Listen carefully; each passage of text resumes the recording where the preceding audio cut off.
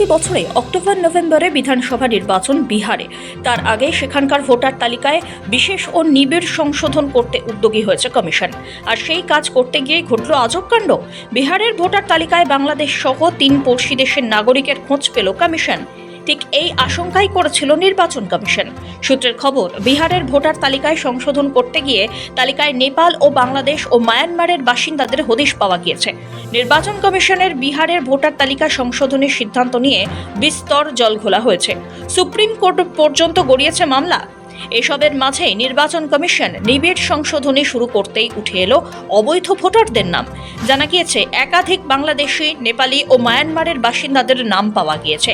তাদের কাছে Aadhaar card, ration card, domicile certificate পাওয়া গিয়েছে।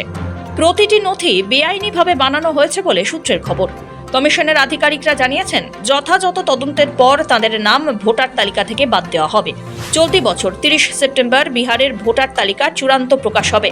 গত 25 জুন থেকে বিহারে ভোটার তালিকায় নিবিড় সংশোধনী শুরু হয়েছে। 26 জুলাই পর্যন্ত ভোটার তালিকা সংশোধনী চলবে। এরপর 1 আগস্ট প্রকাশিত হবে খসড়া ভোটার তালিকা। মোট 7.8 কোটি ভোটারের বৈধতা যাচাই করা হচ্ছে। নির্বাচন কমিশনের তরফ থেকে জানানো হয়েছে, বৈধ ভোটার প্রমাণ করতে পরিচয়পত্র দেখাতে হবে। এক্ষেত্রে আধার কার্ড বা রেশন কার্ড দেখালে হবে না, জন্মের শংসাপত্রও দেখাতে হবে। এই নিয়মকে চ্যালেঞ্জ করে তৃণমূল কংগ্রেস, আরজেডি, এনসিপি সহ একাধিক দল মামলা করেছে।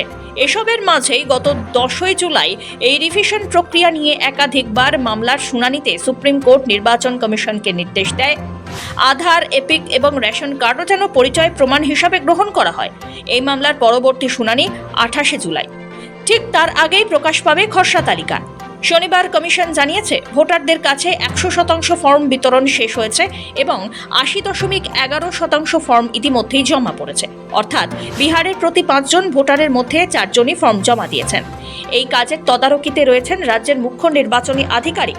ময়দানে সক্রিয় 38 জন জেলাশাসক, 243টি বিধানসভা ক্ষেত্রের নির্বাচিত আধিকারিক এবং 963 জন সহ নিবন্ধন আধিকারিক ঘরে ঘরে তথ্য যাচাইয়ের কাজ করছেন। এসবের মাঝে এবার বিহারের ভোটার তালিকায় বাংলাদেশ, নেপাল, মায়ানমারের বাসিন্দাদের নাম। এই আশঙ্কাই করছিল নির্বাচন কমিশন। সংখ্যাটা সঠিকভাবে জানানো না হলেও সেটা চমকে দেওয়ার মতো। সূত্রের খবর, এই ধরনের ভোটারদের নাম আগামী সেপ্টেম্বরে প্রকাশিত হতে চলেছে। ভোটার তালিকায় তাদেরকে রাখা হবে না। ওই ভোটার তালিকায় শুধুমাত্র ভারতীয়দেরই নাম থাকবে। সেটাই স্পেশাল ইন্টেন্সিভ রিভিশনের উদ্দেশ্য। ব্যুরো রিপোর্ট, সময়, কলকাতা।